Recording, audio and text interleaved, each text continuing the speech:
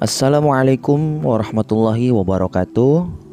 Salam sejahtera buat kita semua. Semoga kita semua selalu dalam keadaan sehat walafiat ya. Amin ya rabbal alamin. Baik, alhamdulillah.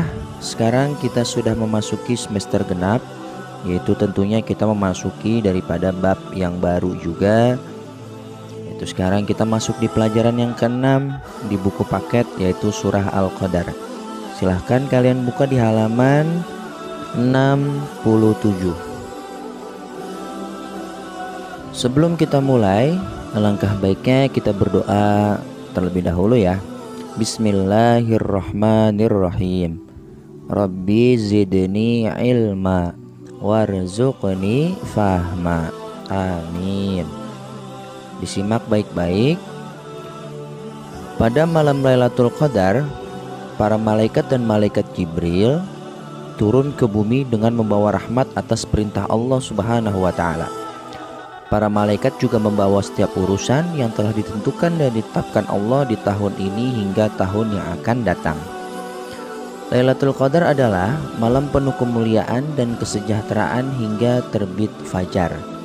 Jadi sampai terbit fajar malam Lailatul Qadar itu berakhir ya. Pada bulan Ramadan, khususnya 10 hari terakhir, banyak umat Islam yang menjalankan i'tikaf dengan berharap mendapatkan malam Lailatul Qadar. Sungguh, malam itu sangat dinantikan orang beriman. Keistimewaan malam Lailatul Qadar adalah lebih baik dari 1000 bulan. Malam diturunkannya Al-Quran dan ampunan bagi yang menghidupkan malam tersebut.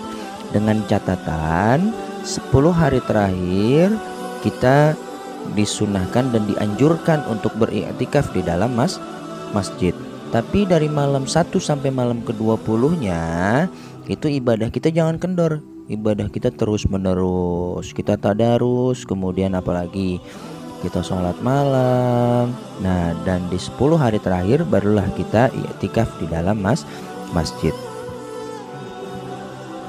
Dalam hadis Hasan yang diriwayatkan oleh Ahmad disebutkan, sesungguhnya tanda Lailatul Qadar adalah jernih lagi terang, seakan-akan ada rembulan yang terang benderang, tenang lagi sejuk, tidak ada dingin padanya, tidak pula panas, dan tidak pula ada pelemparan bintang atau meteor pada malam itu hingga pagi. Dan sesungguhnya tandanya adalah bahwa pada pagi hari matahari keluar dengan sempurna tanpa ada silauan padanya, seperti bulan pada bulan purnama. Setan tidak halal untuk keluar bersama Lailatul Qadar pada hari itu. Hadis riwayat Ahmad. Jadi ini salah satu tanda ketika malam Lailatul Qadar itu terjadi dan telah terjadi. Ya, pada malam Lailatul Qadar dijelaskan tadi di sini dalam hadis, jernih lagi terang. Gitu, seakan-akan ada rembulan yang terang benderang. Apalagi kemudian sejuk, kemudian tidak ada dingin, tidak ada panas, hawanya sedang-sedang saja. Itu kemudian pagi harinya matahari keluar dengan sempurna tanpa ada silau. Masya Allah, seperti bulan pada bulan purnama. Dan setan tidak halal untuk keluar bersama Lailatul Qadar. Jadi kalau ada Lailatul Qadar, setan tidak ada yang keluar ya, setan dibelenggu. Gitu. Kemudian kita masuk di halaman 69. Silakan disimak. Al-Quran diturunkan pada malam Lailatul Qadar. Lailatul Qadar adalah malam yang penuh dengan kemuliaan. Barang siapa beribadah pada malam itu, ia akan mendapatkan kemuliaan yang nilainya lebih baik dari ibadah 1000 bulan. Pada pelajaran 6 ini kita akan mempelajari terjemahan surah Al-Qadar. Selain itu, kita juga akan mempelajari kandungannya. Untuk itu, ikutilah baik-baik pembahasan berikut ini. Disimak lafal surah Al-Qadar. Digaris bawahi di bukunya, pakai pensil atau boleh pakai stabilo. A. Lafal surah Al-Qadar. Surah Al-Qadar adalah surah ke-97. Kemudian terdiri atas 5 ayat. Berdasarkan tempat turunnya, surah Al-Qadar termasuk dalam surah Makkiyah. Dinamakan surah Makkiyah karena turun sebelum Rasulullah Shallallahu Alaihi Wasallam hijrah ke Madinah, atau surah yang turun di kota Mekah. Nah, marilah kita baca lafal surah Al-Qadar dengan baik dan benar. Disimak panjang pendeknya, kemudian disimak juga makharijul hurufnya, agar kita semua bisa membaca dengan baik dan fasih. Sama-sama ya. A'udzu billahi minasyaitonir rajim. Bismillahirrahmanirrahim. Inna anzalnahu fi lailatul qadr wa ma adraka ma lailatul qadr. Lailatul qadri khairum min alfi syahr. Tanazzalul malaikatu warruhu fiha biizni rabbihim min kulli amr. Salamun hiya hatta matla'il fajr. Shadaqallahul azim. Nah, di sini diperhatikan anak-anak, yaitu tanda tajwid di dalam surah Al-Qadar.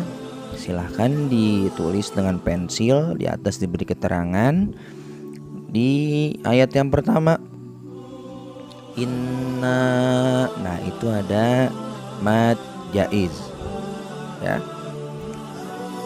Kemudian fi lailatul qadr itu ada qalqalah. Wa ma adra, ayat kedua sama mad jaiz.